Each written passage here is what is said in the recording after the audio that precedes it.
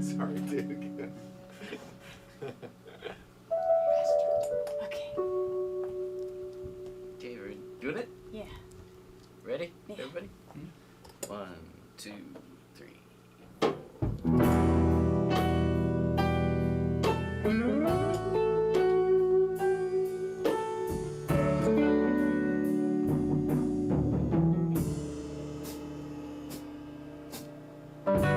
Please take me out of here.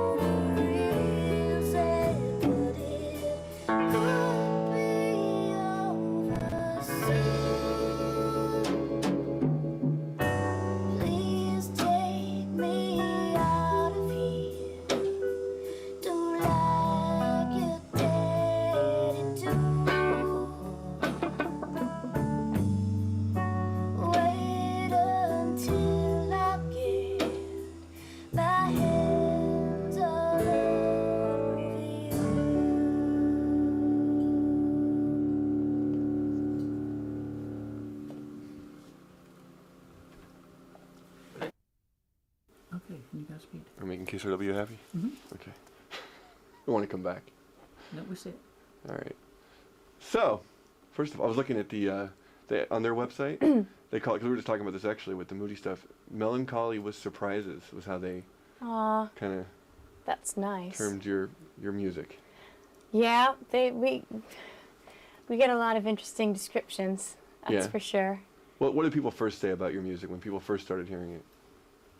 Oh golly, I mean, it's a big long sentence that you just basically cram everything into. Right. With the exception of maybe, I don't know, Fado music. I haven't seen that yet. Right. But I have seen klezmer. I mean, you never know. Really? How would you put into words, I'm sure people have asked this before, how would you put into words what you guys trying to do and what you try to do with your music? Well, in terms of, I think, the genre hopping that we do, I think really that's just sort of, the songs are stories. Every single song is a specific story, and we like to surround them musically with what we think the landscape would look like. So if a particular story seems to lend itself to being a mambo or a bolero or a country song or a waltz, it's like making a tiny little movie or a little world to look into, and we like to think of it that way. We like to suit the story instead of say, well, we do this, so this is how we're going to do this too. Right. Yeah. You talk about that because cinematic has been used to kind of describe your music. I know some of it's been used in movies. So when you're actually writing something, are you thinking in a visual? Absolutely. Yeah. Yeah. It's painting a picture. You try. You try to anyway. Make it interesting. Mm-hmm. What kind of themes have excited you in terms of things that excite you and you want to write about? It's funny. They seem to they find you really. I normally, something doesn't happen to me and then I immediately turn it into a song. It goes away for a while and settles into the back of my head, and it becomes funny also at some point, once you get some time away from it. And then it just sort of walks into the room one day and says, I'm the song you're going to write today. And you say, oh, okay. So I spend a lot of the time, a lot of the day just hoping one will walk in the door. And when the song walks in the door, how much of that is how it rolls off the tongue, or how much is it how it works on the page? When do those things kind of collide? It's never the same. No. It's sometimes it's something Danny is doing that reminds me of something, particular, something that fit the scene, or Duke, or I'll wake up one day and just have a sentence over and over in my head, and I'll run and show them and see what they do, and it seems to grow from there. It's nice to not have any rules in the process, and it seems to let more happen more often, which is a good thing. Mm-hmm. When did you know you wanted this to be your life? How did this start to come I've about? never done anything else. I mean, from the time I was 5 years old, I sang with a 99-piece senior citizen banjo band at Shakey's Pizza. Yeah. And so there it was. There was no going back. And the band died. I had to find a new one. Yeah. So these two are on their last legs. Uh-oh. Not really. No. When did you know you had a voice? When did people start telling you that your voice was something special? And when did you realize it yourself? Oh, I don't even know that it is. I have a particular sounding instrument, and I do kind of what I can with it. I eke it out the best that I can. I love writing music and writing songs. I didn't even think really for a long time that I wanted to write songs for myself. I thought it would be great to work in a song factory somewhere and just write songs for other people. And I still like to do that sometimes. Yeah. My voice, my relationship with my own voice is probably like anybody else's with theirs when you hear it on an answering machine, or I pretty much cringe. Yeah. It's just, I think that's just nature. Right. You hear yourself and nails on a chalkboard. But when people first started telling you this is cool, this is, Well, they gave me quarters to play the video games at the Shakey's. Yeah. So I knew I was onto something. Right. And the performance aspect of it, because you're obviously comfortable to a certain extent doing it at that age. That's something you're always comfortable standing in front of a group and. Well, when I was very young then. Yeah. Then, of course, no, not so comfortable anymore. just about like everybody else again. Right. And now I've learned to make friends with performing live and learn to sort of figure out who and what I am and do in that circumstance. But it's not the easiest part for me. Yeah. By any stretch. Yeah, and the whole who and what you are thing, in terms of what people have written about you and how you look at yourself in kind of a persona as a singer, and there's been all kinds of things said about you being a chanteuse and this great, torch singer and this kind of thing. You think about that? Is that fun to hear what people say and your own image of yourself and how it all works together? Nice. I've always been into the glam it up girls Yeah. thing. So, when you hear that people seem to take it that way, it's nice. Mm-hmm. Fun. Yeah, this record, how'd you approach this one compared to the stuff you did before? It's, I think it's more straightforward. You make your first record and you don't know what you're doing, and there's all these new things to learn, and that's a really fun experience. And so you spend a lot of time learning that, and then on your second record, you're really excited with all this new stuff that you just learned, and all these toys you found, and all these buttons you can push. And maybe you're me, a little too eager to do that on the second. And so I think this record's definitely not as busy as the last one. And even though that was a neat thing too. It's like taking pictures. Yeah. But this was definitely a more straightforward, go in, play the songs, press go. Yeah. There, all done now. And finding the musicians that you work with, your stable Duke and Danny. Duke and Danny, and then the other ones you bring. You get some of the best people playing with you, obviously. Talk about how that happens and how they've been attracted to you. I've known them all for years and years. I grew up in LA, so I ran in a musical circle. So I was fortunate to know a lot of amazing musicians and to get to learn a lot from them. And Duke and Danny and I have been together for like 9 years now, or something terrifying like that. And Duke and I have lived in New York on the East Coast. Danny stayed here, and we all kind of go back and forth. But for 6 or 7 years, and there's all kinds of fun people to play with over there too. So we get down on it, We're not shy. Who are some of the people that inspired you when you were first starting out that you kind of, if not modeled your career after, at least inspired by?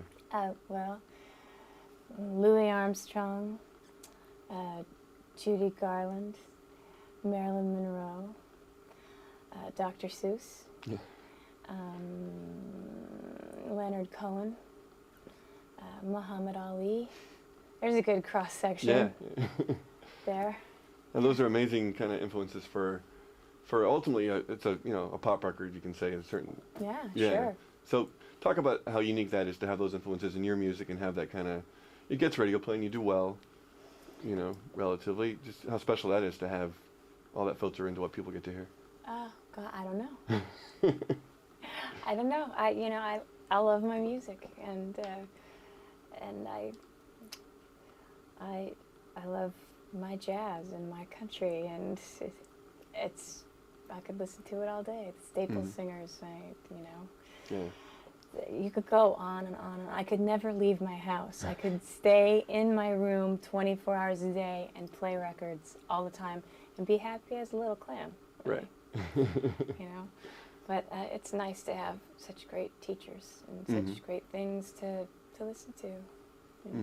And talk about the success you've achieved in terms of now you being relatively, well known and certain celebrity in certain parts of the world, in certain circles, and in certain circles.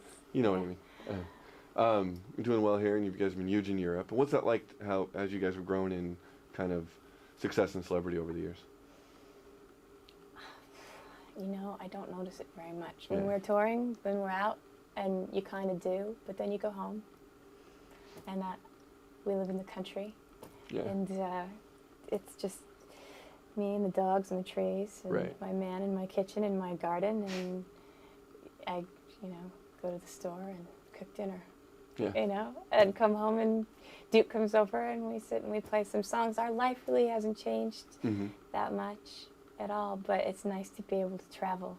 I'll say that. I love going and seeing new places, and it's been nice to have such a success in such great countries. Mhm. France and Portugal and Spain, and all the good food and all the good Yeah. wine and all the pretty people, and it's warm and it's nice. It's been an incredible gift. You Yeah. know, I'm not digging ditches, and Right. that's right now, Mhm. this minute. Did you always know you were going to live a creative life no matter what, no matter how much success, whatever, that was going to be your, I guess so. yeah. It's always just sort of been what it's been. I Mhm. mean, once you play with a banjo band, you never go back Yeah. to a normal way of life, Right. especially 99 of them. Right, right. It's over. It's over for you. You're permanently messed up. Uh-oh. Uh-oh. How proud are you of the new album? Again, you know, I don't know. It's like a picture. Yeah. I think it's a nice picture. I would, you know, I don't go, yuck, I hope nobody looks at this picture. I'm fine with people looking at it. Mhm. I'm more, I think, excited about the evolution of the material, because Yeah. a lot of it's new, and when we tour, then the songs get to kind of change and get rearranged and get better, and that's exciting. I'm excited to start touring soon. Mm-hmm. Mm-hmm. What are the biggest crowds you play for? Not that big. No? You know, I mean, I've done a couple festivals, Sure. but it's, you know, I can count it on Yeah, one yeah. hand the time if there was 50,000 people. Right. Is that a whole different vibe when you do something like that? Do you have It's to change not what as you're doing? scary as 100, I don't think. No. No, it's too abstract. It doesn't even look like people anymore. Right. So it's just, but when you have 100 people sitting and you can see all their faces, and you better try to do good.